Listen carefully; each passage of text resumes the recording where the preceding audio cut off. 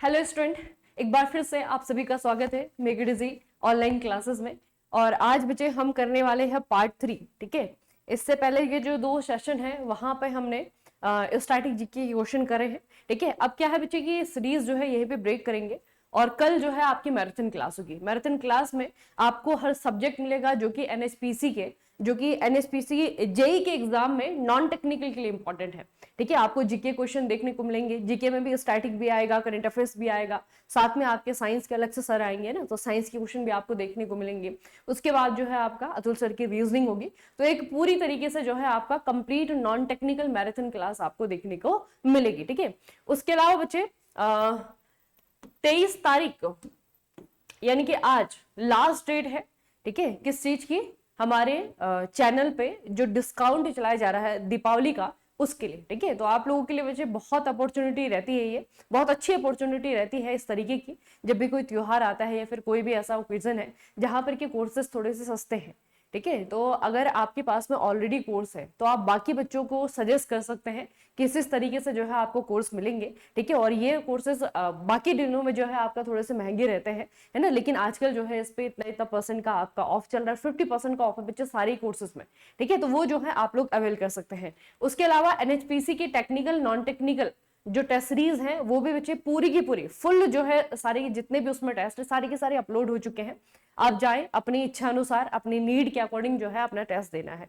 ठीक है, टेक्निकल में नॉन टेक्निकल में, टेक्निकल में आपका नॉन टेक्निकल फुल टेस्ट में भी आएगा, लेकिन जो pure non technical test series है वहां पे बच्चे आपका क्या है, वहां पे आपका 10 टेस्ट है जो कि मैथ्स, रीजनिंग और जीके और करंट अफेयर और जनरल साइंस मिक्स जो है आपको दिए गए हैं। और उसके अलावा जो है आपके 6 सब्जेक्ट टेस्ट भी हैं जिसमें आपका स्टैटिक जीके का अलग हो गया, जनरल साइंस का अलग हो गया, करंट अफेयर का अलग हो गया। इस तरीके से जो है आपका सब्जेक्ट वाइज टेस्ट और उसके अलावा जो मिक्स टेस्ट है वो दोनों ही आपको देखने को मिलेंगे। ठीक है, तो ये जो प्रोडक्ट है बच्चे इनका इस्तेमाल आपको करना है, क्योंकि आप सभी को पता है कि ज्यादा समय हमारे पास में नहीं है।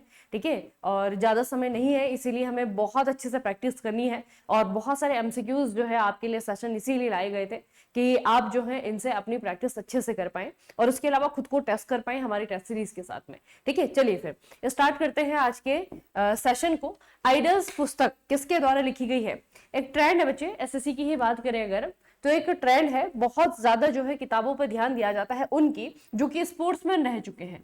ठीक है, स्पोर्ट्समैन के ऊपर कोई किताब लिखी गई है या फिर उन्होंने खुद से कोई किताब लिखी है तो वो एग्जाम के लिए बहुत इंपॉर्टेंट रहती है। तो आइडल्स बच्चे किसके द्वारा लिखी गई है? यह है आपके सुनील गावस्कर। आप लोगों ने सुना होगा लिटिल मास्टर। ठीक है, तो सुनील गावस्कर। उसके अलावा कुछ और मैं आपको क्रिकेटर के ऊपर बेस्ड कुछ किताबें बता रही हूँ, वो भी आपको याद रखनी है। जैसे बच्चे आपका है प्लेइंग इट माय वे, बहुत बार एग्जाम में पूछी जा चुकी है, सचिन तेंदुलकर की ऑटोबायोग्राफी है। ठीक है, नो स्पिन, ये है आपके सैन वॉन की। ठीक है, उसके बाद आपका फियरलेस है, ये भी एग्जाम में पूछी जा चुकी है, युवराज सिंह की है। ठीक है, biography of Rahul Dravid, a nice guy who finished first. ठीक है, राहुल द्रविड़ की जो है आपकी क्या है, ये बायोग्राफी है। ऑटोबायोग्राफी जो खुद से लिखी है, बायोग्राफी जो किसी और राइटर ने उनके बारे में लिखी है। ठीक है, तो ये जो है आपकी किसके द्वारा? देवेंद्र प्रभुदेसाई के द्वारा लिखी गई है। ड्रिवन, विराट कोहली स्टडी, ये भी आपकी बायोग्राफी है ना, और ये आशीष राय के द्वारा लिखी गई है, तो ये भी इंपॉर्टेंट है। उसके बाद बच्चे एबी द ऑटोबायोग्राफी है ना, ये एबी डिविलियर्स की उन्होंने खुद से लिखी है। ठीक है, उसके बाद आपका इम्परफेक्ट है, ये आपकी है संजय मांजरेकर। तो बेसिकली ये जो है आपकी वो किताबें हैं जो क्रिकेटर्स के ऊपर, खास करके जो है आपके क्रिकेटर्स के ऊपर बेस्ड है। कोई किताब है जो कि ऑटोबायोग्राफी है जो खुद से लिखी गई है, और कोई है जो कि आपकी बायोग्राफी है जो कि किसी दूसरे राइटर के द्वारा उनके बारे में लिखी गई है। ठीक है, तो सुनील गावस्कर की आपको याद रखना है, यह है आपका आइडल्स। अगला बच्चे त्वचा विकारों के लिए यूनानी चिकित्सा का राष्ट्रीय अनुसंधान संस्थान निम्नलिखित में से किस शहर में स्थित है? किसके लिए? त्वचा विकारों के लिए, जो बच्चे स्किन डिजीजेस होती है ना उनके लिए जो है आपका यूनानी चिकित्सा का राष्ट्रीय अनुसंधान। इसमें आपको मेडिसिनल टाइप याद रखना है, यूनानी चिकित्सा। ठीक है, यूनानी चिकित्सा, तो ये आपको मिलेगा हैदराबाद में। हैदराबाद कहाँ? तेलंगाना की राजधानी। ठीक है, यूनानी चिकित्सा। आप लोग एक शब्द पढ़ते होंगे बच्चे, आयुष पढ़ते हैं ना, ये है आपका आयुष। आयुष जो है ये नाम बना है, बहुत इंटरेस्टिंग है, ये नाम बना है अलग अलग चिकित्सा पद्धति जो कि भारत में इस्तेमाल किए जाते हैं। चिकित्सा पद्धति का मतलब क्या होता है? चिकित्सा पद्धति का मतलब क्या है? वो तरीके जिनसे इंसान की बीमारियों का इलाज किया जाता है। ठीक है, आप सभी को पता है बच्चे, इन जनरल हमारे यहाँ पे अगर आप लोग देखेंगे आयुर्वेद का बहुत प्रचलन है, ठीक है, भारत में, क्योंकि हमारे ये जो एंशिएंट हिस्ट्री है वहां पे जो है आयुर्वेद का बहुत ज्यादा जो है इस्तेमाल या फिर उसकी व्याख्या की गई है। ठीक है, तो आयुर्वेद आप लोगों को पता है ये एक आपका चिकित्सा प्रणाली है, उससे भी हम बीमारी को ठीक कर सकते हैं। बाकी जो सबसे ज्यादा प्रचलन में एलोपैथिक है ना, एलोपैथिक जो है आपका कोई भी डिजीज होती है सबसे पहले जो है आपका एलोपैथ डॉक्टर के पास में हम जाते हैं। उसके बाद आपका होम्योपैथ है, आप लोगों ने देखा होगा छोटी छोटी जो है आपकी शुगरी बॉल्स होती है ना, वो जो है आपकी होम्योपैथ की दवाइयां होती है। तो बेसिकली ये सारी की सारी क्या है, इन तीनों का या फिर बहुत सारी जो है आपकी मेडिसिनल प्रैक्टिसेस है जो कि पूरी दुनिया भर में चल रही है। भारत में खास करके अगर हम बात करें तो भारत में बच्चे आपको मिलेगी, एक तो बच्चे आपका है आयुर्वेद, ठीक है, आपका योगा, योग से भी जो है बहुत सारी डिजीज का बहुत सारी डिजीज को ठीक किया जाता है। ठीक है, यू से हो गया आपका यूनानी, ठीक है, एस से हो गया आपका सिद्धा। ठीक है, तो इस तरीके से आपको क्या है, बेसिकली ये पारंपरिक तरीके हैं भारत में जिनका इस्तेमाल किया जाता है। एच का मतलब है आपका होम्योपैथ। ठीक है, तो इनका इस्तेमाल किया जाता है बीमारी का इलाज करने के लिए।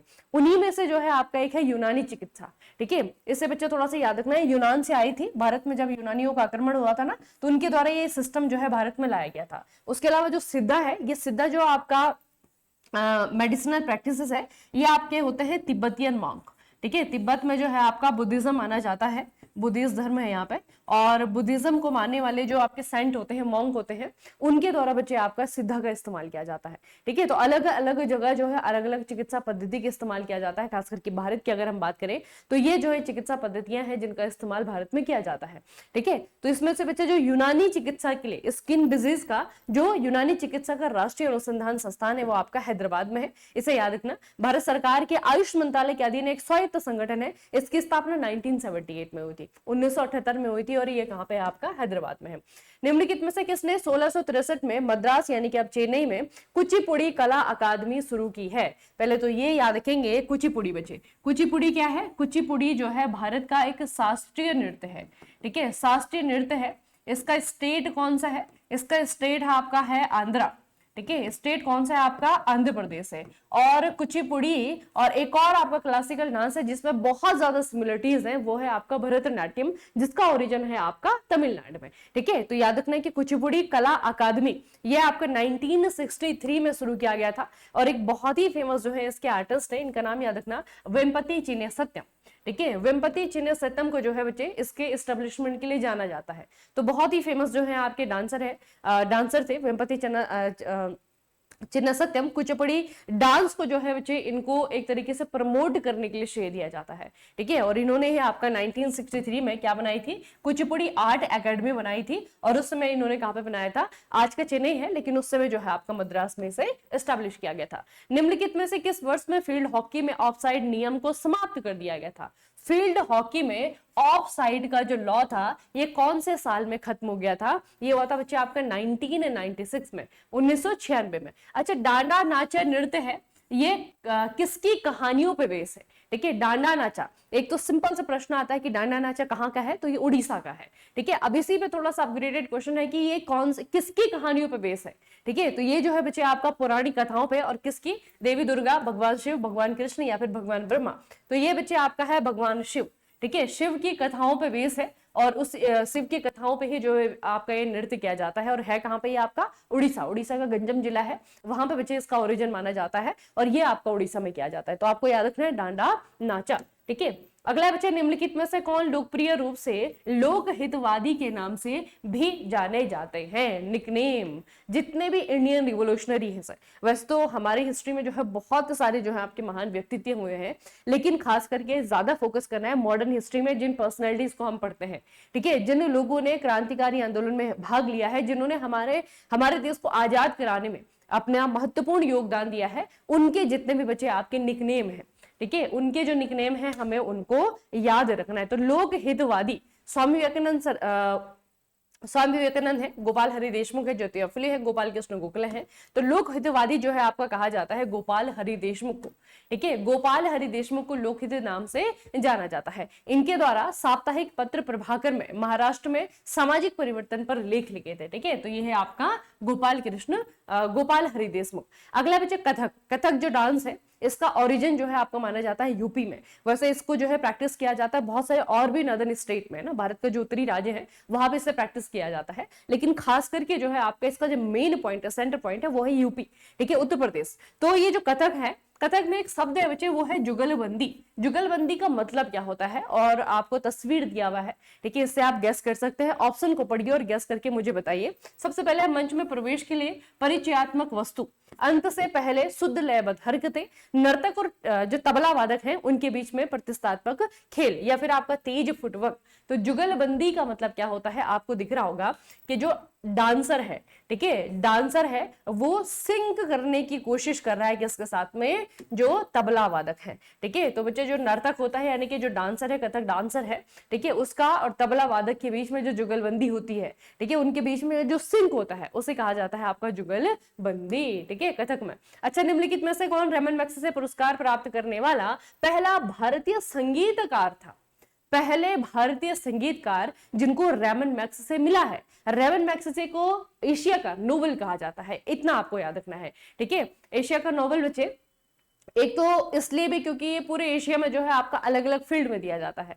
दूसरा, इसमें जो आपका एक सम्मान या ऑनर जो दिया जाता है ना, वो भी कई हद तक जो है आपका नोबेल के जैसा है, ठीक है। तो ये आपको याद रखना है कि रेमन मैग्सेसे जिसे कि एशिया का नोबेल कहा जाता है, इसे सबसे पहले कौन से इंडियन म्यूजिशियन के द्वारा जीता गया था? तो इनका नाम आपको याद रखना है, एम.एस. सुब्बालक्ष्मी, ठीक है। एम.एस. सुब्बालक्ष्मी बहुत ही फेमस बचे आपके भारतीय गायिका, ठीक है। 1998 में इनको भारत रत्न से भी सम्मानित किया गया था, ठीक है। तो 2 क्वेश्चन बचे इनके बारे में आएंगे, अभी दूसरा क्वेश्चन भी आएगा।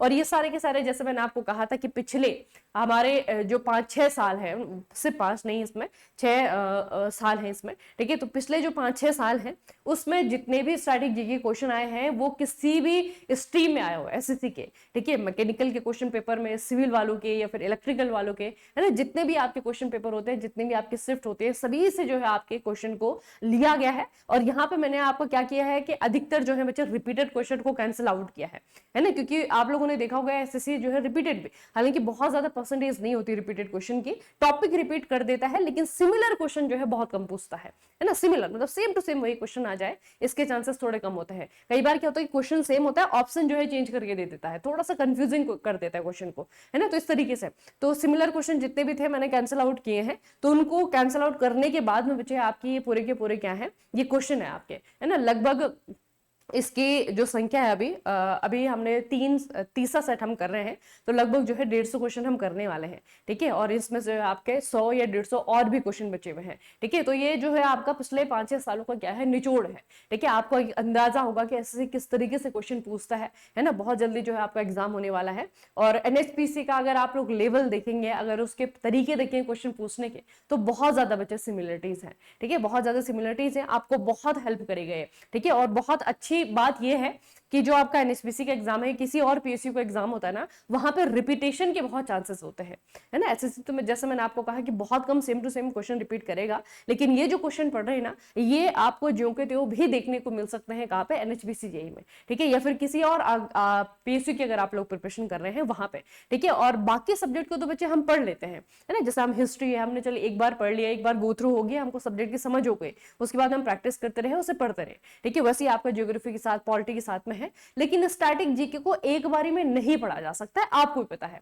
क्योंकि इसका और छोर नहीं है ना। कहां से इसे स्टार्ट करेंगे, कहां पे इसे एंड करेंगे, इतने सारे टॉपिक हैं, मिसलिनियस कभी भी कहीं से भी कुछ भी पूछ दिया जाता है, ठीक है। तो इसको करने के जो है आपके 2 ही सबसे अच्छे तरीके हैं। एक तो जितने ज्यादा हो सके, जिन भी एग्जाम्स के रिसेंट एग्जाम है, किसी का भी एग्जाम हो रहा है बच्चे, टेक्निकल है, नॉन टेक्निकल है, वहां पे अगर जीके पूछा जा रहा है, तो वहां पे स्टैटिक जीके में कौन सा क्वेश्चन आ रहा है, ठीक है। एक तो वो हमारे लिए जरूरी हो जाता है, क्योंकि स्टैटिक जीके को इसी तरीके से हम कंट्रोल कर सकते हैं। नहीं तो इसे पढ़ने अगर जाएंगे, समझने जाएंगे, सिलेबस कंप्लीट करने जाएंगे, तो ये जो है आपका इम्पॉसिबल है, ठीक है। उसके बाद आपका क्या है कि करंट अफेयर्स, जब आप करंट अफेयर पढ़ते हैं तो करंट अफेयर्स के साथ में जो चीजें आपको पढ़ाई जाती हैं, ठीक है, वो भी जो है आपको उसका जो स्टैटिक पोर्शन होता है, जैसे कि रिसेंटली जो है आपके नोबेल प्राइज दिए गए हैं, ठीक है। तो नोबेल प्राइज जो दिए गए हैं इस साल, वो करंट के लिए इंपॉर्टेंट है, लेकिन नोबेल प्राइज की जो हिस्ट्री है, ठीक है, या फिर पहली बार फिजिक्स में किसे मिला, पहली बार केमिस्ट्री में किसे मिला, इस तरीके के जो क्वेश्चन होते हैं वो स्टैटिक जीके का पार्ट बन जाते हैं, ठीक है। तो स्टैटिक जीके का कोई और छोर नहीं है बच्चे, उसे पकड़ने का, उसे पढ़ने का यही एक तरीका है, ठीक है। एक तो जो है करंट अफेयर जब पढ़े तो उसका स्टैटिक पोर्शन भी पढ़े, और दूसरा जो है आपका PYQs, ठीक है, तो वही हम कर रहे हैं। तो बच्चे इनका नाम याद रखना, 1998 में इनको भारत रत्न से सम्मानित किया गया था, ठीक है। और ये पहले ऐसे सिंगर थी जिनको रैमन मैग्सेसे यानी कि एशिया का नोबेल दिया गया था, ठीक है, एशिया का नोबेल प्राइज कहा जाने वाला जो पुरस्कार है वो दिया गया था।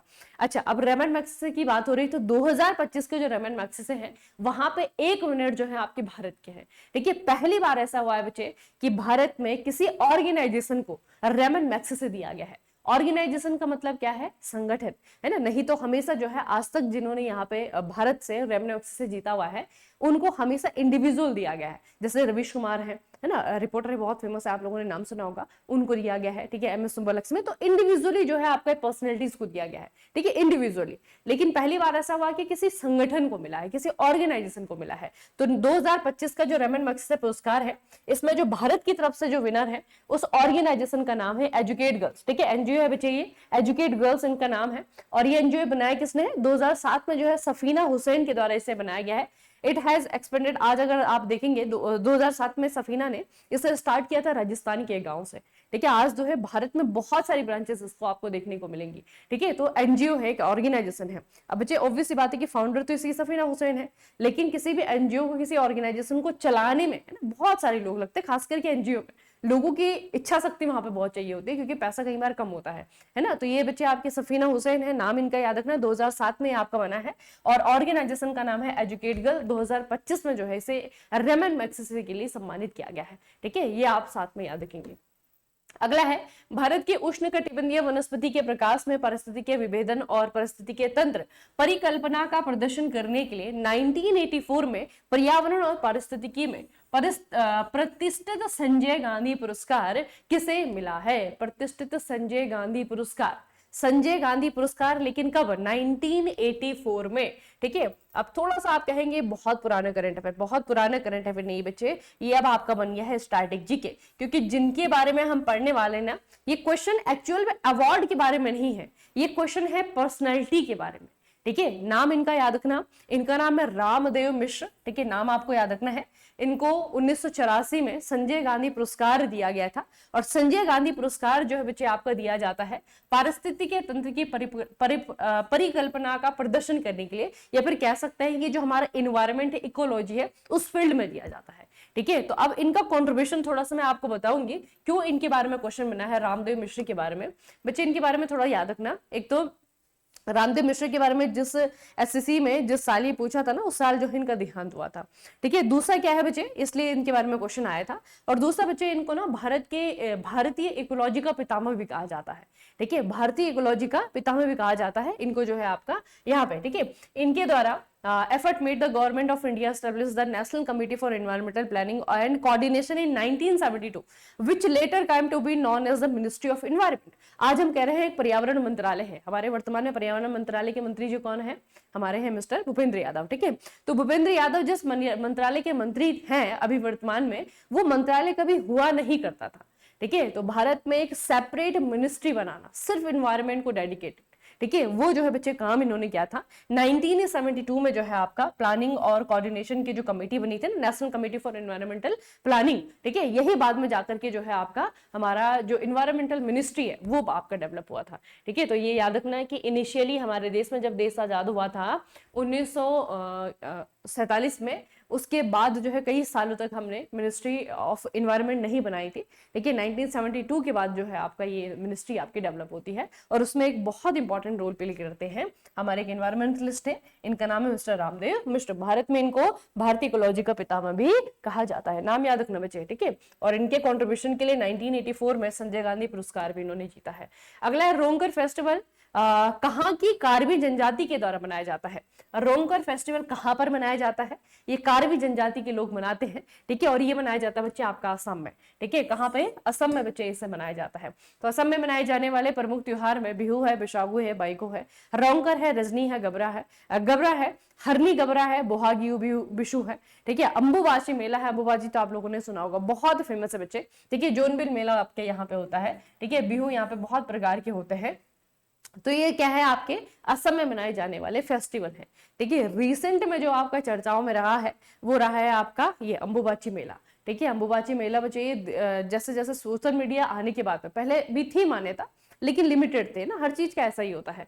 जब से सोशल मीडिया आया है या डिजिटल प्लेटफॉर्म पे ये चीजें आ रही हैं, तो लोगों में इसकी जो इन्फॉर्मेशन है किसी भी पर्टिकुलर चीज का आप देखेंगे ज्यादा पहुंच रही है लोगों के पास में इन्फॉर्मेशन। ठीक है, लोग जो है ज्यादा इस तरफ आ रहे हैं। तो इस बार भी अंबुबाची का जो मेला था, यहाँ पे जो है भीड़ जो है, रिकॉर्ड भीड़ यहाँ पे दर्ज की गई थी।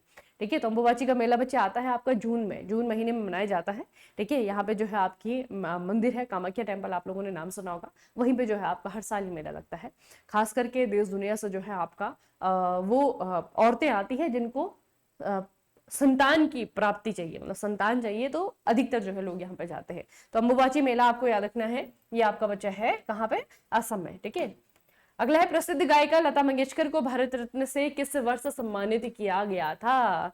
ये है आपके 2001। ठीक है, इंपॉर्टेंट पर्सनैलिटी है 2001 में। अच्छा, भारत रत्न पुरस्कार प्राप्त करने वाले पहले संगीतकार कौन थे? अभी हमने पढ़ा था कि रेमन मैक्स से प्राप्त करने वाले पहले म्यूजिशियन, इंडियन म्यूजिशियन कौन थे, तो तब आपका आंसर आया था MS सुब्बालक्ष्मी। देखिए, अभी प्रश्न पूछा है कि भारत रत्न पुरस्कार पाने वाले पहले संगीतकार कौन थे, तो यहाँ पे क्या होगा बच्चे, आंसर सेम होगा क्या? यहाँ पे है आपका बिल्कुल सेम, MS सुब्बालक्ष्मी। अब इनका नाम 2 बार आ चुका है। ठीक है, रेमन मैक्स से भी सबसे पहले इन्होंने ही जीता है, और उसके अलावा जो है आपका भारत रत्न भी सबसे पहले उन्होंने ही जीता है। ठीक है, म्यूजिक के फील्ड में। तो इनका पूरा नाम याद रखना बनता है। ठीक है, पूरा नाम क्या है? मदुरई सनमुख विदु। ठीक है, सनमुख दिवु सुब्बालक्ष्मी पूरा नाम है बच्चे इनका। ठीक है, तो सबसे पहले उन्होंने जीता था। ठीक है, उसके बाद बच्चे आपके कुछ और पहले संगीतकार थे। अब आर्ट के फील्ड में अगर हम देखें, कला के क्षेत्र में देखेंगे, तो कला में भी एक बहुत बड़ी वेराइटी है ना। जो बच्चे आपके एक्ट कर रहे हैं, एक्टर है, वो भी आर्टिस्ट है। ठीक है, जो फिल्म बना रहे हैं, डायरेक्टर है, वो भी आर्टिस्ट है ना। जो फिल्म निर्माता है, सबसे बड़ा आर्टिस्ट तो वही है। ठीक है, उसके अलावा जो गाना गा रहे हैं वो भी आर्टिस्ट है, जो नृत्य कर रहे हैं वो भी आर्टिस्ट है। तो बहुत सारे ऐसे आर्टिस्ट हुए आज तक की हिस्ट्री में जिनको कि भारत रत्न से सम्मानित किया गया। ठीक है, तो अगर आप लोग देखेंगे, भारत रत्न से सम्मानित किया गया है, आपके पहले हैं आपके फिल्म डायरेक्टर और इलस्ट्रेटर सत्यजीत रे। ठीक है, कब दिया? 1992 में दिया। उसके बाद जो है बच्चे आपके MS सुब्बालक्ष्मी 1998 में। उसके बाद जो है आपके सितार वादक पंडित रविशंकर, बहुत इंपॉर्टेंट है इनका ईयर, 1999 में। ठीक है, उसके बाद जो है आपके नाइटिंगेल ऑफ इंडिया यानी कि लता मंगेशकर 2001 में। उसके बाद है आपके हमारे सहनाई वादक बिस्मिल्लाह खान 2001 में। उसके बाद 2009 में आपके पंडित भीमसेन जोशी, बहुत ही फेमस जो है आपके संगीतकार गायक। ठीक है, Indian playback singer, lyricist, musician from Assam, Bhupen Hazarika. Very good बच्चे, ये आपको याद रखने हैं, भूपेन हजारिका 2019 में। ठीक है, अभी रिसेंटली आप लोगों ने सुना होगा करंट अफेयर में जो है हमने बहुत जो है आपका जुबिन गर्ग है ना, नाम सुना आपने जुबिन गर्ग का, जिनका देहांत हुआ है सिंगापुर में जो है एक्सीडेंट के तहत उनका देहांत हुआ था। उसके बाद उनके फ्यूनरल पे, उनके जो अंतिम यात्रा थी उस पे इतने ज्यादा लोग जो है असम के जुटे हैं कि उन्होंने एक अलग रिकॉर्ड क्रिएट किया। ठीक है, तो वो लोकप्रियता थी उनकी। उसी तरीके से बच्चे असम से पहले मतलब जुबिन गर्ग से पहले वो आर्टिस्ट जिनको पूरे भारतवर्ष में, ठीक है, और असम के लोगों ने बहुत ज्यादा प्यार दिया था, वो थे आपके भूपेन हजारिका। ठीक है, तो भूपेन हजारिका, अभी तो इनका देहांत हो गया है, 2019 में जो है इनको बच्चे आपका ये भारत रत्न से सम्मानित किया गया है।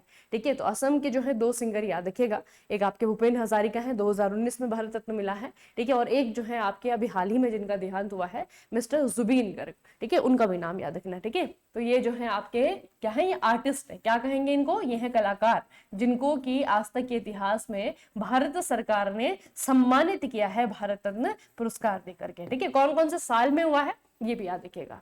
ठीक है, अगला बच्चे, बथुकम्मा फेस्टिवल मुख्य रूप से कौन से भारतीय राज्य में मनाया जाता है? बथुकम्मा को कहते हैं the festival of flowers.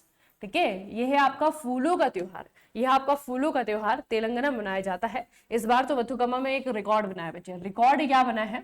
Bathukamma basically क्या होता है ना बच्चे, इसमें सिर्फ वुमेन्स जो है हिस्सा लेती है, सिर्फ महिलाएं हिस्सा लेती हैं। 2025 का जो बथुकम्मा मनाया गया ना, इस बार जो है सबसे ज्यादा महिलाओं ने एक तो यहाँ पे हिस्सा लिया। ठीक है, दूसरा जो बच्चे बथुकम्मा में जो स्टैचू बनाया जाता है फूलों से बनाया जाता है। ठीक है, जो बथुकम्मा मनाया जाता है ना वो फूलों से बनता है, तो उसकी जो हाइट थी इस बार वो सबसे ऊंची थी, सबसे ऊंचा जो है इस बार बथुकम्मा मनाया गया। ठीक है, तो ये बच्चे आपको याद रखना है कि तेलंगाना में जो है आपका हैदराबाद में इस बार रिकॉर्ड बनाने के कारण बथुकम्मा जो फेस्टिवल है वो आपका चर्चाओं में है। ये करंट अफेयर के क्वेश्चन नहीं बता रही हूँ मैं आपको, ठीक है, ये जो प्रीवियस ईयर क्वेश्चन है उनका आज का जो सिग्निफिकेंस है वो बता रही हूँ रिलेट करके। ठीक है, कि इस साल 2025 में क्यों इंपॉर्टेंट है। ठीक है, तो 2025 में बथुकम्मा में क्या बना है बच्चे, रिकॉर्ड बना है। ठीक है, अच्छा, तो तेलंगाना में और कौन से फेस्टिवल मनाए जाते हैं, बथुकम्मा है, फ्लावर फेस्टिवल है। ठीक है, लार्ज स्केल में मनाया जाता है, खास करके हैदराबाद क्योंकि कैपिटल है इसीलिए वहां पे बहुत ज्यादा लोग आते हैं। ठीक है, उसके अलावा जो है आपका जो एग्जाम में पूछा जाता है बच्चे सम्मक्का सरलम्मा, ये भी एग्जाम में काफी बार पूछा जाता है। ये यात्रा है, ये ट्राइबल है, ट्राइबल यात्रा है, यात्रा यानी कि यात्रा है ना, वो है आपका सम्मक्का सरलम्मा। उसके अलावा जो है बच्चे आपके बोनालू है, उगादी है, ठीक है, आपका संक्रांति है, ये यहाँ पे सेलिब्रेट किया जाता है। और जो दो स्टेट है हमारे जहाँ पे तेलुगु भाषी लोग ज्यादा रहते हैं, एक आपका आंध्रा है, एक आपका तेलंगाना है ना, तेलुगु बोलने वाले लोग ज्यादा रहते हैं। तो तेलुगु कैलेंडर के अकॉर्डिंग जो हैप्पी न्यू ईयर आता है, जिनका नया साल आता है, उसे कहते हैं उगादी। ठीक है, तो उगादी फेस्टिवल भी आपको याद रखना है, आंध्रा और तेलंगाना दोनों ही जगह। ठीक है, क्योंकि बच्चे भाषा ही एक है ना, तो कल्चरल जो है सिमिलरिटीज आपको देखने को मिलती हैं दोनों स्टेट में। ठीक है, तो ये जो है आपको याद रखना है, तेलंगाना में फेस्टिवल आपके सेलिब्रेट किए जाते हैं। अच्छा, निम्नलिखित में से किस स्थान पर हॉर्नबिल फेस्टिवल प्रतिवर्ष दिसंबर के महीने में होता है। देखिए कितना ज्यादा, अभी हमने पहले वाले सेशन में भी इससे रिलेटेड क्वेश्चन पढ़ा था।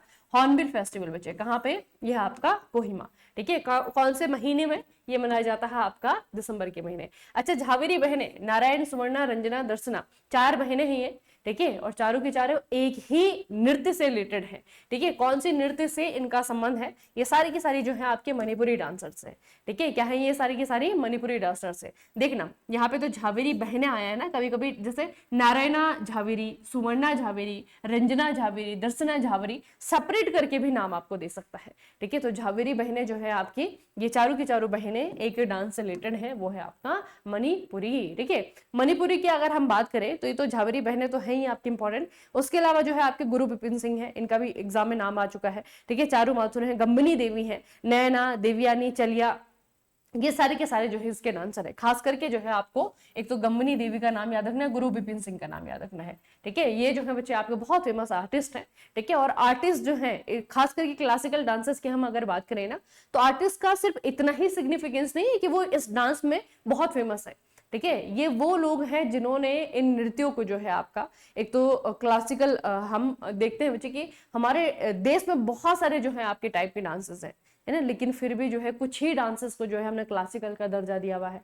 ठीक है, उसके पीछे कुछ रीजन है, तो उसके पीछे रीजन है ये लोग। ठीक है, जिन्होंने कि पहले तो इस डांस फॉर्म को सीखा, अपनाया और उसके बाद में प्रमोट करने का काम किया। ठीक है, पूरी की पूरी जिंदगी लगा दी बस एक डांस फॉर्म के पीछे। ठीक है, तो ये जो है वो लोग हैं, इनका नाम याद रखना, गुरु विपिन सिंह है, गम्बनी देवी है, आपकी चारों बहनें हैं झावेरी बहनें। ठीक है, अगला है बच्चे, निम्नलिखित में से किसने अर्थशास्त्र लिखा है। चलिए बहुत ही आसान क्वेश्चन है बच्चे, लेकिन इनका नाम जो है ना ये अलग अलग आ सकता है ना, विष्णुगुप्त भी कहते हैं, कौटिल्य भी कहते हैं, चाणक्य भी कहते हैं, एक ही नाम है, एक ही इंसान है, नाम अलग अलग है। अगला बच्चे, अंकिता रैना कौन से खेल से संबंधित हो। अंकिता रैना को याद रखना, रिसेंटली इन्होंने कोई टूर्नामेंट जीता है, मुझे एग्जैक्टली याद नहीं आ रहा है, अभी रिसेंटली इन्होंने कोई टूर्नामेंट जीता बच्चे। ठीक है, टेनिस की खिलाड़ी है ये, और पहले भी आ चुके हैं, अभी आ भी सकती हैं दोबारा से। ठीक है, तो अभी इन्होंने किसी और देश के खिलाड़ी के साथ में जो आपका होता है ना मिक्स डबल्स, ठीक है, उसमें जो है इन्होंने कोई टूर्नामेंट जीता है, तो इनको थोड़ा सा याद रखना। अंकिता रैना नाम है इनका और भारत के टेनिस खिलाड़ी हैं। अच्छा, निम्नलिखित में से किसे 2001 में भारत रत्न प्राप्त हुआ है और भारत का सर्वोच्च नागरिक सम्मान प्राप्त करने वाले ये तीसरे भारतीय शास्त्रीय संगीतकार बन गए हैं। किसकी बात हो रही है बच्चे, 2001 में इनमें से किसे भारत रत्न मिला है। 2001 में, 2001 में इनमें से किसे भारत रत्न का सम्मान दिया गया है। ठीक है, भारत रत्न का सम्मान दिया गया है, और ये जो है भारत रत्न का सर्वोच्च नागरिक सम्मान प्राप्त करने वाले तीसरे भारतीय शास्त्रीय संगीतकार हैं। तो ये 2001 में किसे मिला है, ये मिला है आपका उस्ताद बिस्मिल्लाह खां, उस्ताद बिस्मिल्लाह खां। अगला बच्चे, प्रदर्शन कला में उनके योगदान के लिए निम्नलिखित में से किसे भारत के दूसरे सर्वोच्च नागरिक सम्मान यानी कि पद्म विभूषण से सम्मानित किया गया है। पहला सर्वोच्च नागरिक सम्मान क्या है, भारत रत्न है। दूसरा सर्वोच्च नागरिक सम्मान है पद्म विभूषण, फिर आता है आपका पद्म भूषण, फिर आता है आपका पद्मश्री, है ना। तो चारों के चारों जो है आपके क्या है, सिविलियन अवार्ड है, नागरिक सम्मान है। ठीक है, अच्छा, क्या पूछा है कि किसे दिया है, उदय शंकर है, प्रभात गांगुली है, शांति बर्धन है, या फिर आपके देवेंद्र शंकर है। इनमें से बच्चे आपके हैं पंडित उदय शंकर है। ठीक है, उदय शंकर बहुत ही फेमस जो है आपके कोरियोग्राफर थे। ठीक है, और ऐसा माना जाता है कि आज आज जो हम इंडियन डांस जिसे हम कह रहे हैं ना, ठीक है, आज के डेट में जो आपका भारतीय नृत्य है ना, उसको एक तरीके से चेंज करने का जो श्रेय जाता है वो उदय शंकर को जाता है। ठीक है, बॉलीवुड में बचे आपका क्योंकि डांसेस को जो हम पूरी दुनिया में अपने डांसेस को ले जा पाए वो बॉलीवुड हमारी फिल्मों के जरिए गया है ज्यादातर, है ना। तो फिल्मों में जो है आपका हमारा जो क्लासिकल डांस है, जो वेस्टर्न डांस है, दोनों को जो है आपका दोनों का फ्यूजन जो है इस्तेमाल करके उन्होंने एक नया डांस फॉर्म क्रिएट किया। ठीक है, तो बहुत ही फेमस जो है आपके कलाकार कोरियोग्राफर रहे उदय शंकर। ठीक है, और इनको जो है आपका पद्म विभूषण से भी सम्मानित किया गया है। अच्छा, निम्नलिखित में से कौन एक प्रसिद्ध मृदंगम वादक थे जिन्होंने 1970 से 1975 तक वेस्लियन विश्वविद्यालय में artist in residence in music के रूप में काम किया और फिर 1988 से 2000 तक दक्षिण भारतीय ड्रमिंग सिखाई? तो कौन से आर्टिस्ट है बच्चे? मृदंगम वादक। मृदंग जो है ढोल का ही एक प्रकार है। ठीक है, और ये है आपके रामनाथ वी राघवन। ठीक है, रामनाथ वी राघवन नाम है इनका। अधिकतर जो है एग्जाम में वी राघवन आपको मिलता है, वी राघवन। ठीक है, याद रखना इनका जो है आपको क्या याद रखना है ये। ठीक है, इंस्ट्रूमेंट मृदंगम। अगला है बच्चे, निम्नलिखित में से कौन सा यूपी का राज्य पक्षी है? तो यूपी का राज्य पक्षी है आपका ये देखिए आप, ये रहा आपका क्रेन बच्चे। ठीक है, सारस यानी कि क्रेन। अगला है आपका, निम्नलिखित में से कौन नोबेल पुरस्कार विजेता नहीं है? इंडिया के नोबेल लॉरिएट्स। ठीक है, इंडिया के नोबेल लॉरिएट्स बहुत ज्यादा नहीं है, ये लिस्ट जो है आपकी बहुत लिमिटेड है, बहुत कम है ना। बहुत कम ऐसे लोग हैं भारत से जिनको कि नोबेल प्राइज दिया गया है, तो वो लिस्ट बच्चे हमेशा याद रखना। इस तरीके का प्रश्न आ सकता है। ठीक है, तो इसको करने के लिए तो आपका ऑप्शन तो चेंज कर देगा अगले क्वेश्चन में। अगर अभी आता भी है ये, तो ये ऑप्शन चेंज करके आपको पूछ लेगा, है ना। तो कैसे करेंगे? पूरी की पूरी लिस्ट हमेशा याद रखनी कि कौन कौन से ऐसे व्यक्ति हैं जिनको नोबेल प्राइज दिया गया है। सुब्रमण्यम चंद्रशेखर है, अमर्त्य सेन है, वेंकटरमण रामकृष्णन है, मिस्टर मनोज दास को नहीं मिला है ना। अब बच्चे इनकी थोड़ी सी बात कर लेते हैं। नोबेल लॉरिएट्स ही हैं। सबसे पहला जो पुरस्कार जीता था भारतीय ने नोबेल जीता था 1913 में रविंद्रनाथ टैगोर, लिटरेचर यानी कि साहित्य के क्षेत्र में। फिर आते हैं आपके मिस्टर सीवी रमन फिजिक्स में 1930। फिर आते हैं आपके हरगोविंद खुराना 1968 मेडिसिन चिकित्सा। 1979 मदर टेरेसा यानी कि पीस। ठीक है, 1983 S Chandrasekhar physics. 1998 Amartya Sen economics. 2009 Venkatraman Ramakrishnan chemistry. 2014 Kailash Satyarthi peace prize. ठीक है, और अभी रिसेंटली जो है आपके क्या है नाम है उनका 2019 में मिस्टर अभिजीत। ठीक है, अभिजीत बनर्जी है ना, ये भी है आपके इकोनॉमिक्स। तो ये जो है आपके वो इंडियन पर्सनालिटीज हैं जिनको कभी ना कभी नोबेल प्राइज दिया गया है। अच्छा, 2011 की जनगणना के अनुसार निम्नलिखित में से किस राज्य में भारत में सबसे कम साक्षरता दर है? देखिए बच्चे, अब ये क्वेश्चन जो है आपके 2011 वाले, अभी तक आई होप पूरा का पूरा जो डेटा है वो आपको याद हो जाना चाहिए। 2011 का याद कर लीजिए। ठीक है, 27 से पहले पहले एग्जाम निकालना है क्योंकि 27 में फिर नई सेंसस हो जाएगी, फिर उसके आंकड़े याद करने पड़ेंगे। ठीक है, तो वो वाले आंकड़े ना याद करने पड़े, ये वाले अच्छे से कर लेना और कोई ना कोई 2027 से पहले एग्जाम क्लियर कर लेना। ठीक है, तो ये बच्चे आपके सबसे कम साक्षरता वाला दर जो है, सबसे कम साक्षरता दर वाला जो राज्य है वो है अपना बिहार। ठीक है, बिहार है ना, सबसे ज्यादा जो है आपका केरला है। दोनों को कंपेयर अगर आप करेंगे तो बिहार में जो है आपका 61% है और केरला में 93 पॉइंट समथिंग है, लेकिन मोटा मोटा जो है आपका 94% है। ठीक है, तो केरला है, फिर आपका लक्षद्वीप आता है दूसरे नंबर पे, तीसरे नंबर पे आपका मिजोरम आता है। तो ये जो है आपके हाईली एजुकेटेड कह सकते हैं, ये इंडियन स्टेट है, इंडियन यूनियन टेरिटरीज है। ठीक है, तो उसमें आपका केरला बच्चे पहले पे है, बिहार जो है आपका लास्ट में है। अच्छा, 2011 की जनगणना में पुरुष और महिला साक्षरता दर क्रमशः कितने % दर्ज की गई थी? पुरुषों की साक्षरता दर और महिलाओं की साक्षरता दर। तो पुरुष ज्यादा पढ़े लिखे हैं, पहले तो ये याद रखना है, उनका हमेशा ज्यादा होगा बच्चे। ठीक है, मेल जो है हमारे देश में जो पुरुष हैं, लड़के हैं, वो ज्यादा एजुकेटेड हैं। ऑप्शन भी देखिए उसी अकॉर्डिंग दिया हुआ है। 79 ज्यादा बड़ा है, 80 ज्यादा बड़ा है, 82 बड़ा है ना। तो ये जो है पहले तो आपको ये डेटा याद रखना है कि पुरुष जो है ज्यादा पढ़े लिखे हैं, साक्षरता दर इनमें ज्यादा है। कितनी है? तो 100 में से 82। ठीक है, 100 में से 82 लड़के जो है पढ़े लिखे हैं और 100 में से 65 ही लड़कियां हैं जो कि पढ़ी लिखी हैं। ठीक है, तो 2011 का जो सेंसस है उन्होंने हमें बताया कि 82% ये जो है आपका मेल का लिटरेसी रेट है और 65% ये आपका फीमेल का लिटरेसी रेट है। ठीक है, तो भारत में बच्चे आपको दोनों याद रखना है। और अभी 2011 का जो आंकड़ा है वो इतनी बार, इतनी जगह, इतनी तरीके से पूछा जा चुका है ना बच्चे कि वो पॉइंट के बाद भी नंबर चेंज करके आपको दे सकता है। ठीक है, तो एग्जैक्ट जो आंकड़ा है एग्जैक्ट वही 82.14 और 65.46, ठीक है, महिलाओं की और पुरुषों की। जीका वायरस पहली बार 1947 में खोजा गया था और इसका नाम युगांडा में जीका के नाम पे रखा गया। तो व्हाट इज जीका? जीका है क्या? जीका के नाम पे रखा गया था। ठीक है, तो जीका वहां पे रेगिस्तान का नाम है, जीका वहां की नदी का नाम है, या फिर किसी माउंटेन का नाम है, या फिर वहां के जंगलों का नाम जीका है। ठीक है, तो जीका जो है बच्चे आपकी एक जगह है युगांडा में, और ये कैसी जगह है? यहाँ पे आपको मिलेंगे फॉरेस्ट। ठीक है, ये है आपका जंगल। ठीक है, बाकी बच्चे अगर जीका का बात करें तो जीका जो है आपका कैन कॉजेज बर्थ डिफेक्ट। ठीक है, जीका डिजीज जिसे होता है खास करके जो है आपका ये जो नवजात बच्चे होते हैं, ठीक है, जो बिल्कुल नए जन्म लेने वाले जो बच्चे हैं उनको इफेक्ट कर देता है। और उसमें क्या है कि जो बच्चा है वो मतलब माँ की गोद से ही किसी न किसी डिफेक्ट के साथ में होता है। ठीक है, तो इस तरीके से बच्चे आपको ये क्या करता है, कह सकते हैं किस तरीके से इफेक्ट करता है। ठीक है, तो ये बच्चे आपको याद रखना है। इसे जो है हम जीका वायरस कहते हैं। पहली बार 1947 में जो है आपका ये ढूंढा गया था, और जीका जो है युगांडा के जंगलों का नाम है। ठीक है, अगला है निम्नलिखित में से कौन सा जल संसाधनों के प्रदूषण का कारण नहीं है? निम्नलिखित में से कौन सा जल संसाधनों के प्रदूषण का कारण नहीं है? देखिए बच्चे, डेड एक्वेटिक प्लांट, ठीक है, इससे वाटर पॉल्यूशन होता है।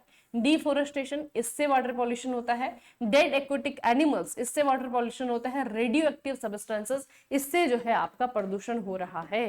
ठीक है, तो दो चीजें हैं जिसमें आप लोग कंफ्यूज होंगे कि जो बच्चे जानवर हैं जो पानी में ही मर गए, ये पे जो पेड़ पौधे हैं जो पानी में ही मर गए, है ना, तो ऐसे तो इंसान भी है जो कि धरती पे खत्म हो गया, है ना, तो हमारा ये जो है आपका, चाहे वो पौधे हैं, चाहे वो आपका जलीय जानवर है, चाहे वो इंसान की बॉडी है, ये सारे के सारे ऑर्गेनिक मटेरियल हैं, है ना, ये कुछ समय तक जो है आपका धरती पे रहेंगे, पानी में रहेंगे, धीरे धीरे धीरे धीरे जो है आपके डिकम्पोज हो जाते हैं, है ना। डिकम्पोज होने के बाद में जो है आपका इतना ज्यादा पॉल्यूशन नहीं फैलाता है। ऐसा नहीं है कि कंटामिनेशन नहीं होता, प्रदूषण तो होता है लेकिन इतना ज्यादा नहीं होता है कि खतरनाक हो जाए। ठीक है, तो जो आपके जल संसाधनों के प्रदूषण का ज्यादा कारण है ना बच्चे, वो है आपके रेडियो एक्टिव सब्सटेंसेस।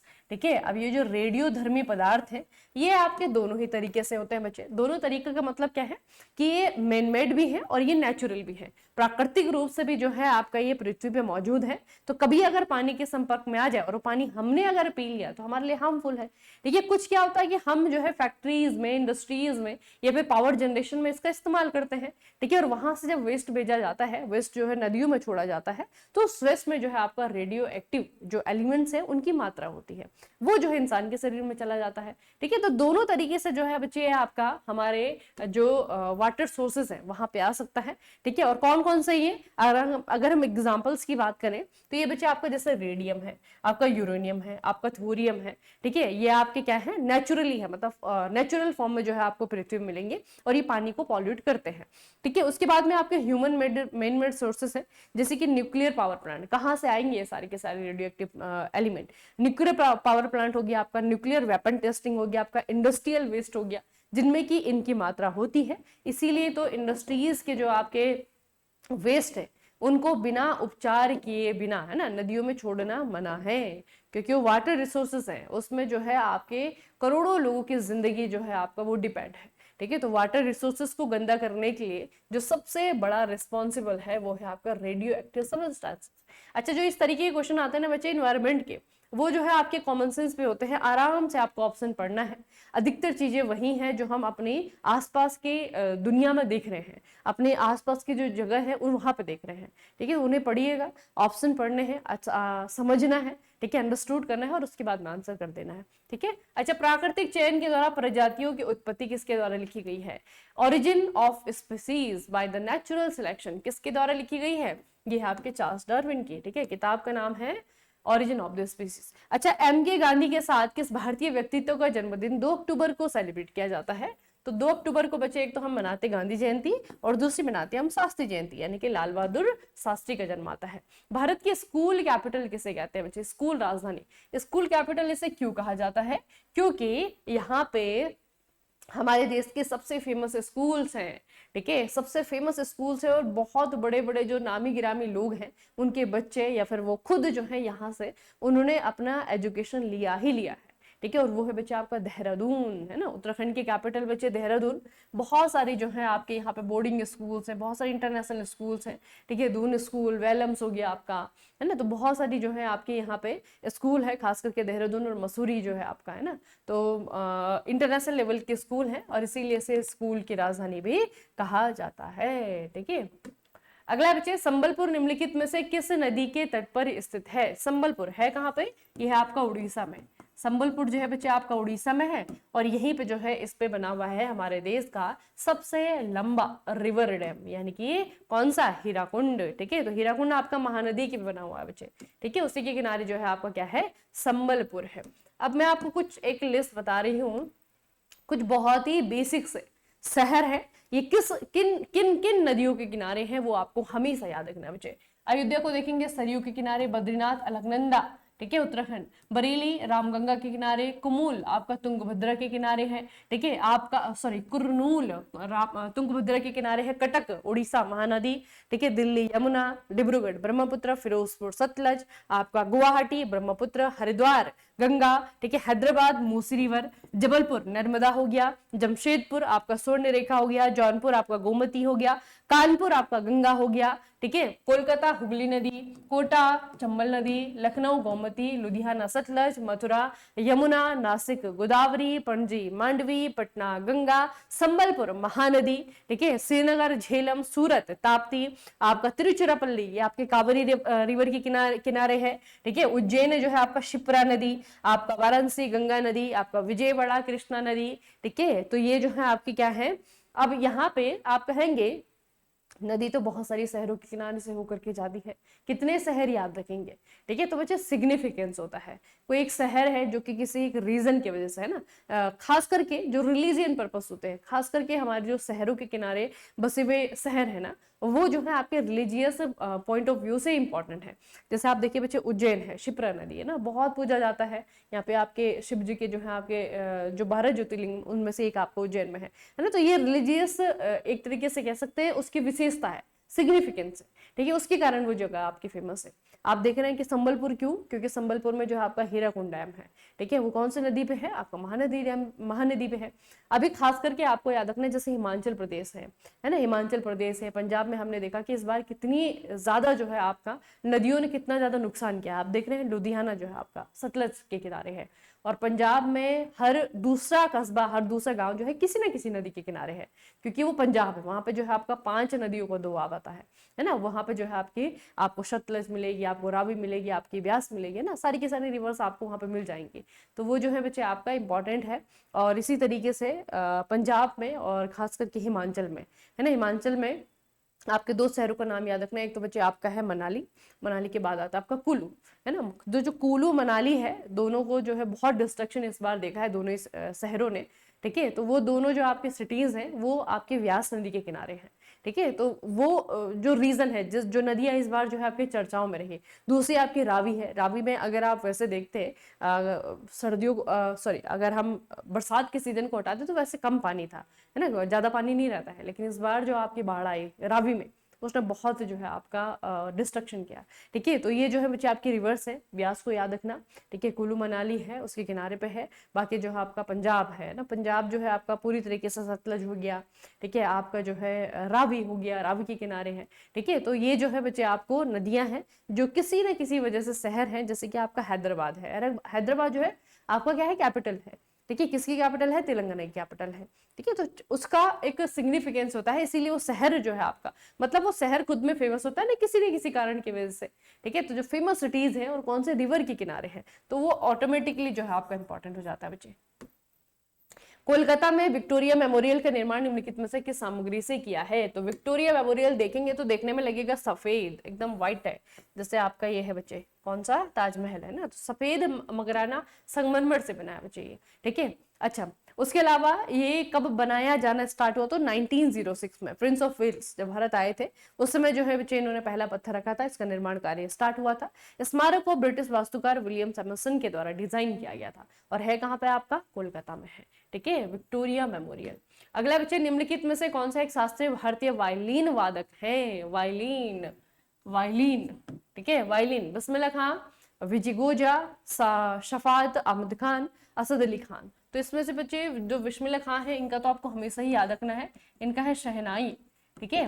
अब वायलिन वादक में जो है आपके वीजी जोग का नाम आता है, वीजी जोग का नाम आता है। और कौन से हमारे देश में वायलिन जो इंस्ट्रूमेंट है उसको बजाने के लिए फेमस है, तो एक तो बच्चे आपके वीजी जोग हैं, आप देख रहे हैं एग्जाम में आ चुके हैं, ठीक है। उसके अलावा बच्चे आपके एक और नाम याद रखना है इसमें, इनको कहा जाता है father of Indian classical violin, ठीक है। इनका नाम है बालूस्वामी दीक्षितर, ठीक है, नाम याद रखेंगे, बालूस्वामी दीक्षितर नाम है इनका। इनको father of Indian classical violin भी कहा जाता है। एक और है आपके वायलिन चक्रवर्ती, ठीक है, ये भी एग्जाम में ऑलरेडी आ चुके हैं, इनका नाम है आपका एल सुब्रमण्यम, ठीक है, एल सुब्रमण्यम, कर्नाटक म्यूजिक के जो है आपके बहुत फेमस जो है आपके म्यूजिशियन, और इनको वायलिन चक्रवर्ती भी कहा जाता है, ठीक है। तो इस तरीके से वीजी जोग का नाम याद रखेंगे, एल सुब्रमण्यम का नाम याद रखेंगे, बालूस्वामी दीक्षितर का नाम याद रखेंगे, ये सारे के सारे आर्टिस्ट जो है आपके ये वायलिन से रिलेटेड है। अच्छा, निम्नलिखित में से कौन भारतीय मूल के व्यक्ति थे और भौतिकी के लिए नोबेल प्राइज इनको मिला था, जगदीश चंद्र बोस है, श्रीनिवास रामानुजन है, सत्येंद्र नाथ बोस है और एस चंद्रशेखर है। तो अभी हमने लिस्ट पढ़ी थी, कौन है बच्चे, एस चंद्रशेखर है, ठीक है। इनमें से कौन से भारतीय मूल के व्यक्ति जिनको की भौतिकी के लिए नोबेल प्राइज मिला था, तो ये है आपके एस चंद्रशेखर। अच्छा, इनको दिया क्यों गया था, तो 1983 में इनको नोबेल प्राइज दिया गया था फिजिक्स के लिए, ठीक है। उनके साथ में जो दूसरे जो इनके विनर थे, साथी थे, उनका नाम है विलियम ए फ्लावर, ठीक है। इनके साथ में जो है इनको ये पुरस्कार दिया गया था, और क्यों दिया गया था, theoretical studies of the physics process of importance of the structure and evolution of the stars, ठीक है। इनको दिया गया था आपका तारों की संरचना और विकास के लिए महत्वपूर्ण भौतिक प्रक्रियाओं के सैद्धांतिक अध्ययन के लिए, ठीक है। विलियम ए फाउलर के साथ में इन्होंने जीता था और 1983 में इन्होंने जीता था। अगला बच्चे, फाल्गुन मास की पूर्णिमा को कौन सा त्योहार मनाया जाता है, फाल्गुन मास की पूर्णिमा, होली, ठीक है, होली मनाई जाती है बच्चे, फाल्गुन मास की पूर्णिमा।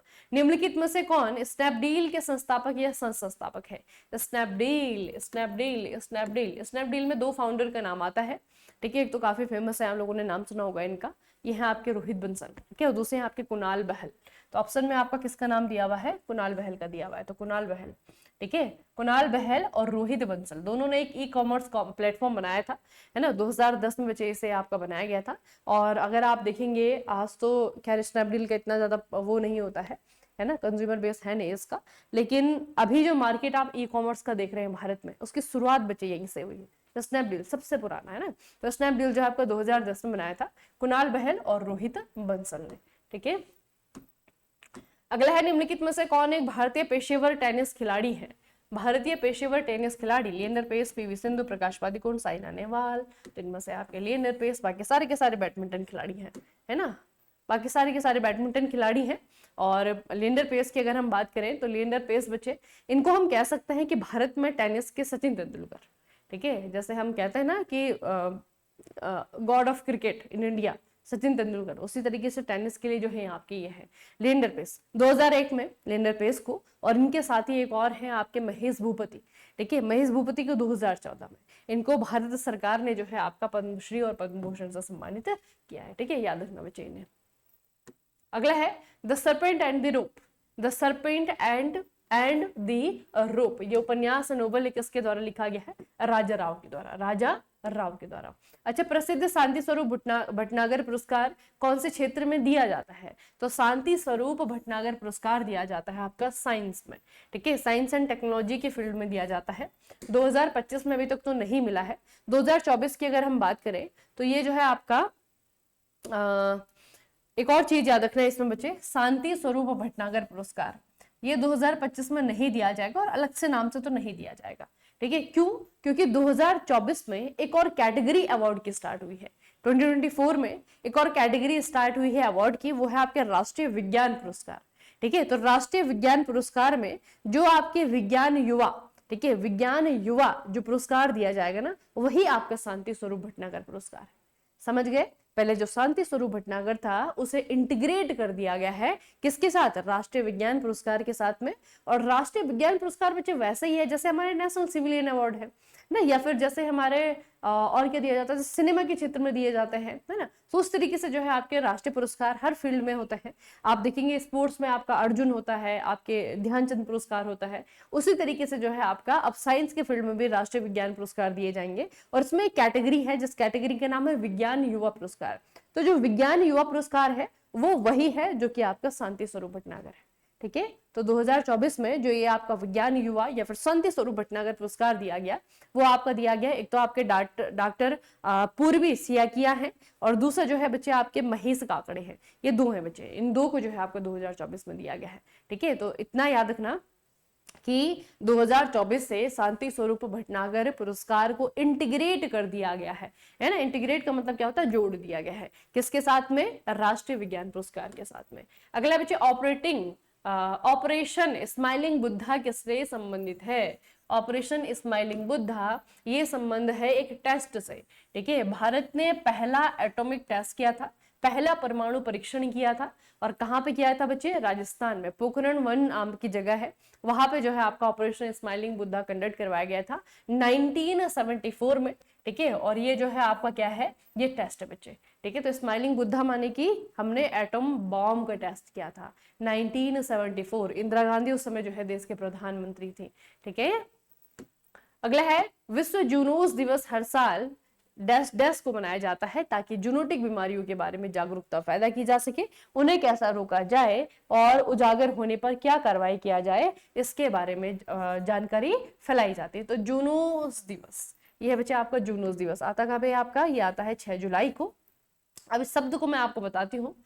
कोविड-19 का प्रकोप तो सभी ने झेला होगा, है ना। तो कोविड-19 में एक जूनोटिक डिजीज है बच्चे। ठीक है, कोविड-19 और कौन सी डिजीज है? तो बेसिकली जूनोटिक डिजीज वो डिजीजेस है जो कि आती है इन्फेक्शन से। कहाँ से? जानवरों से। ठीक है, तो ऐसा इन्फेक्शन जो कि जानवरों से इंसान के शरीर में आया है, या फिर ऐसी बीमारी जो कि जानवरों से इंसान के शरीर में आई है, उसे कहा जाएगा जूनोटिक डिजीज। ठीक है, तो वो उसमें आपके कौन कौन से हैं? जैसे बच्चे आपका रेबीज है ना, जैसे आपका एंथ्रेक्स है, आपका लाइम डिजीज है, आपका साल्मोनेला है, आपका कोविड-19 इसका सबसे बड़ा एग्जाम्पल है। ठीक है, तो जूनोटिक डिजीज के बारे में अवेयरनेस फैलाने के लिए वर्ल्ड जूनोस डे आता है, ये आता है आपका 6 जुलाई को। ठीक है, अब देखो ना बच्चे, कोविड के कारण जो है आपका एक क्वेश्चन आपका बना है, भारत किस दिन राष्ट्रीय उपभोक्ता दिवस मनाता है? तो भारत मनाता है आपका 24 दिसंबर। ठीक है, लेकिन दुनिया अलग मनाती है बच्चे। ठीक है, जो वर्ल्ड कंज्यूमर राइट डे आता है वो 15 मार्च को आता है। ठीक है, दुनिया मनाती है 15 मार्च को, हम मनाते हैं 24 दिसंबर को। ठीक है, तो राष्ट्रीय उपभोक्ता दिवस ये आता है आपका 24 दिसंबर को। अच्छा, साय हमदान मस्जिद है, ये कौन सी नदी के किनारे है? दोनों प्रश्न आ सकते हैं। साय हमदान मस्जिद जो है कहाँ पे है? सबसे पुरानी सबसे बड़ी मस्जिद कहा जाता है इसे। ठीक है, और ये कहाँ पर है और कौन सी नदी के किनारे है? तो ये आपको मिलेगी बच्चे जम्मू कश्मीर में। ठीक है, और ये है आपके झेलम। तो झेलम जो है आपका जम्मू कश्मीर में सबसे ज्यादा इंपॉर्टेंट शहर है, वो है आपका श्रीनगर। श्रीनगर जो शहर है ना, इसी नदी के किनारे है सारे का सारा। ठीक है, तो शाह या हमदान श्रीनगर में स्थित है और झेलम के तट पर स्थित है। ठीक है, अगले बच्चे, दक्षिणी गोलार्ध में पहली बार ग्रीष्मकालीन ओलंपिक खेल कौन से साल में आयोजित किए गए थे? ये है आपके समर ओलंपिक्स, पहली बार सदर्न हेमिस्फीयर में। सदर्न हेमिस्फीयर में समझते हैं ना बच्चे, इक्वेटर के नीचे वाली जो कंट्रीज है 1956 में। ठीक है, इक्वेटर के नीचे वाली जो कंट्रीज है वहां पे पहली बार 1956 में ये जो है आपका कंडक्ट करवाया गया था। और कहाँ पे हुआ था? ये मेलबर्न ऑस्ट्रेलिया में हुआ था। ठीक है, तो ऑस्ट्रेलिया जो है आपका एक सदर्न हेमिस्फीयर का कंट्री है। ठीक है, हम क्या है? इंडिया जो है आपका नॉर्दर्न हेमिस्फीयर का, हम इक्वेटर के ऊपर आते हैं, ऑस्ट्रेलिया इक्वेटर के नीचे आता है। ठीक है, तो ये पहली बार हुआ था 1956 में। बाकी ओलंपिक्स की अगर हम बात करें बच्चे, तो समर ओलंपिक्स सबसे पहले जो है आपका एथेंस। ठीक है, एथेंस यानी कि ग्रीस की कैपिटल एथेंस, वहां पे हुए थे 1896 में बच्चे इसे करवाया गया था। अप्रैल के महीने में जो है आपको 6 से लेकर के 15 तारीख तक ये चले थे। इसमें टोटल 14 कंट्रीज के द्वारा हिस्सा लिया गया था और 43 इवेंट इसमें रखे गए थे, ठीक है। और ये इवेंट जो है आपके, ये किसके द्वारा डिसाइड किया गया था कौन कौन से इवेंट होंगे, तो जिनको ओलंपिक का पितामह भी कहा जाता है, इनका नाम है आपका पियरे दी कुबर्तिन, है ना। तो पियरे दी कुबर्तिन के द्वारा बच्चे इनको स्टार्ट किया गया था, ठीक है, याद रखना। उसके बाद जो है बच्चे आपका ये भी पूछा जा सकता है कि जो पहले ओलंपिक हुए थे उसमें सबसे ज्यादा मेडल किसने जीते थे, तो यूएसए की टीम ने सबसे ज्यादा मेडल जीते थे, और दूसरे नंबर पर जो है ग्रीस की टीम थी, तीसरे नंबर पर जर्मनी की टीम थी, ठीक है। तो ये है आपकी सन 1896 की बात, ठीक है। 1896 में जब पहले ओलंपिक हुए थे। अभी लास्ट कब हुए हैं आपके, लास्ट हुए हैं आपके 2024 में। किधर हुए हैं बच्चे, हुए हैं आपके पेरिस में, कहाँ पे, फ्रांस। अब आपके लिए होमवर्क है, वीडियो आप लोग देखते हैं, मुझे बताएंगे पेरिस जो है ना ये भी किसी नदी के किनारे है। और इस बार के ओलंपिक में तो यही खास बात थी कि और ओलंपिक में आप लोग देखते हैं जब आपका ओलंपिक सेरेमनी होती है ना, ओलंपिक सेरेमनी होती है तो सारे देशों के खिलाड़ी आते हैं अपने अपने देश का झंडा लेकर के।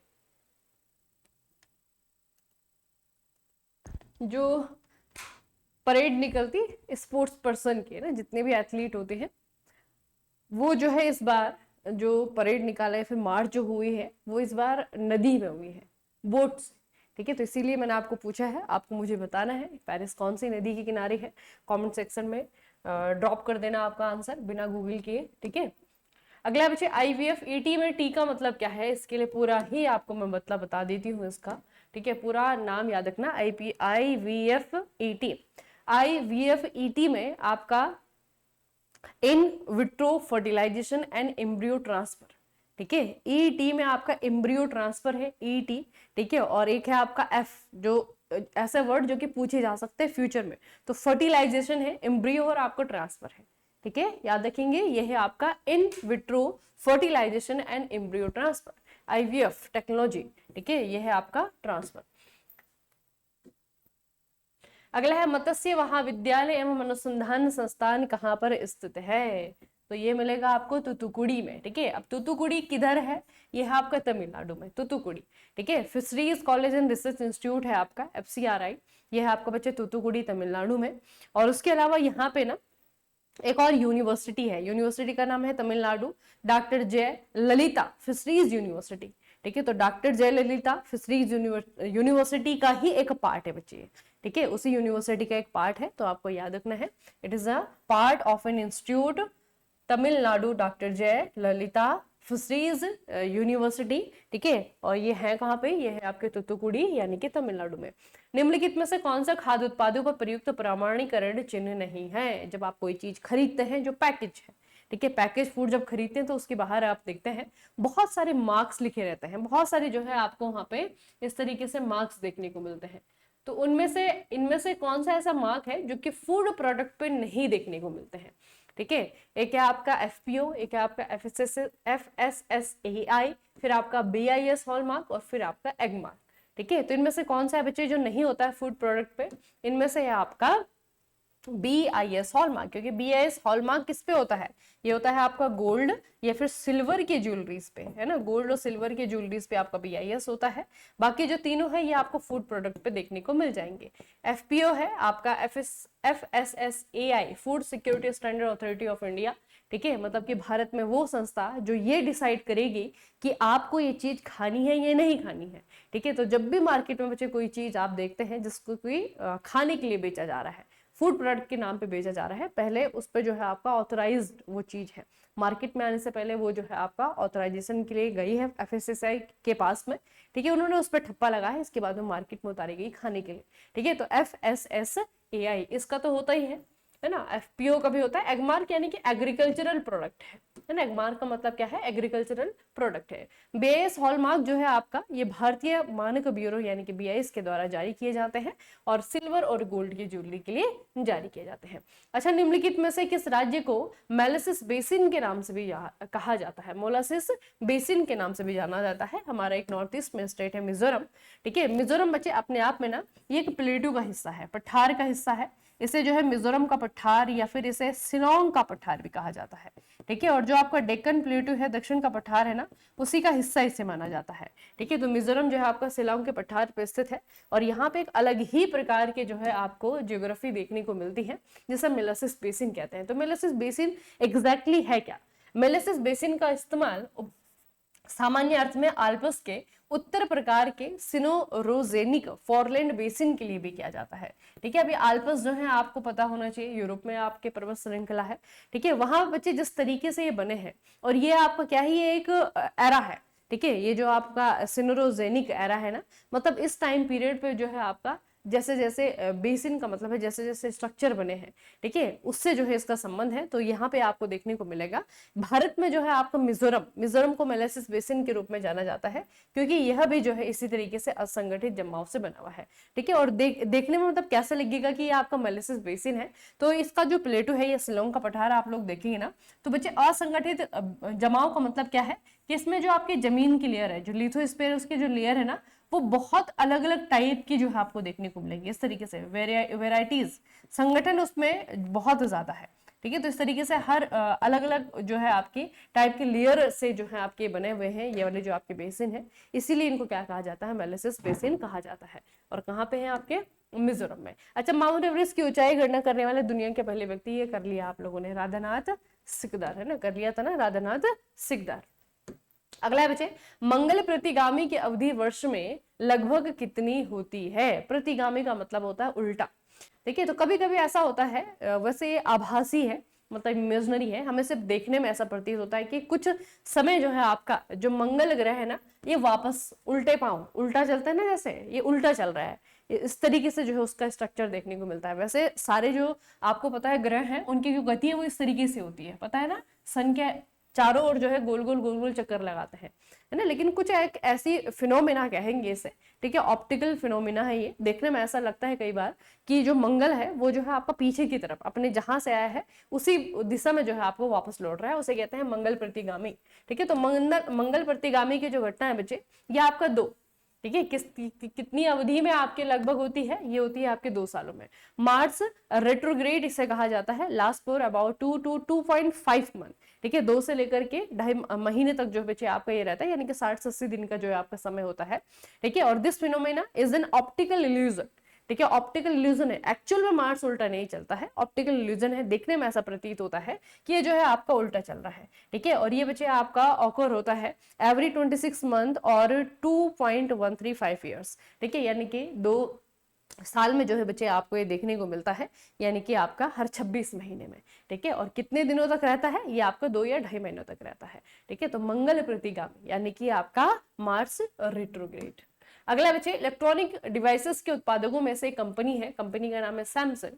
सैमसंग के मोबाइल आप में से बहुतों के पास होंगे। तो ये मोबाइल एक्चुअल में जो कंपनी है कहाँ से आई है, ये आपके साउथ कोरिया की, दक्षिण कोरिया की कंपनी है। तो आज के जो क्वेश्चंस हैं उसको जो है यहीं पे फिनिश करते हैं। उसके अलावा आपका जो डिस्काउंट है बच्चे, आज लास्ट दिन है डिस्काउंट का। ठीक है, आप खुद अवेल कर लीजिए या फिर किसी को जो है सजेस्ट कर दीजिए। ठीक है, खास करके जो हमारे कॉम्बो कोर्सेज आप लोग देखते हैं जिसमें टेक्निकल है, नॉन टेक्निकल है, आप एसएससी की बात करें, किसी पीएसयू की बात करें, है ना, तो बहुत सारे कोर्सेज बच्चे जो आपको देखने को मिलेंगे। ठीक है, इन कोर्सेज से आप जो है जुड़ सकते हैं।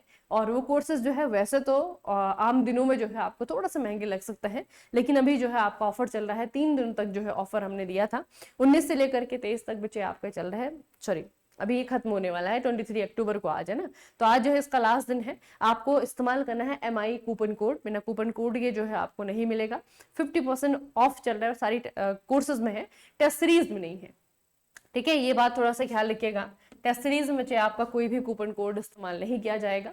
ठीक है, जितना आपका है 149 जो है आपके NSPC की टेस्ट सीरीज है टेक्निकल वाली, जिसमें मैकेनिकल और साथ में आपका नॉन टेक है, और दूसरी जो है आपकी नॉन टेक्निकल वाली है जिसका प्राइस है ओनली 99।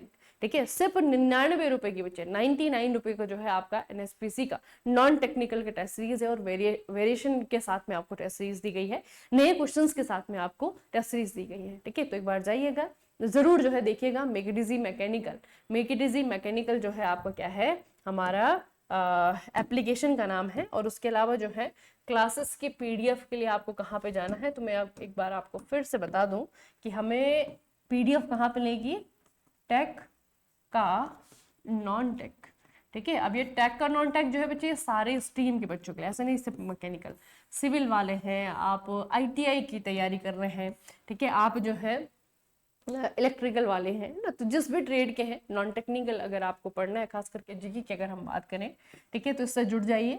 आपको समय समय पे अलग अलग टाइप की इन्फॉर्मेशन जो कि आपके नॉन टेक के लिए काफ़ी इंपॉर्टेंट रहती मिलेगी, और साथ में जो है क्लासेस के PDF। ठीक है, चलिए फिर आज का सेशन हम यहीं पे फिनिश करते हैं, मिलेंगे फिर कल लाइव सेशन में। कल लाइव सेशन है, कल आपकी मैराथन है बच्चे, है ना, तो मैराथन क्लास में मिलेंगे सुबह 8 बजे जो है आपका लाइव सेशन होगा, वहाँ पर मिलिएगा। ठीक है, साइंस पढ़ेंगे, GK पढ़ेंगे, साथ में रीजनिंग पढ़ेंगे। ठीक है, चलिए फिर मिलते हैं कल के सेशन में, तब तक के लिए पढ़ते रहिए, बढ़ते रहिए, अपने खूब सारे ख्याल रखिएगा। आप सभी का बहुत बहुत धन्यवाद।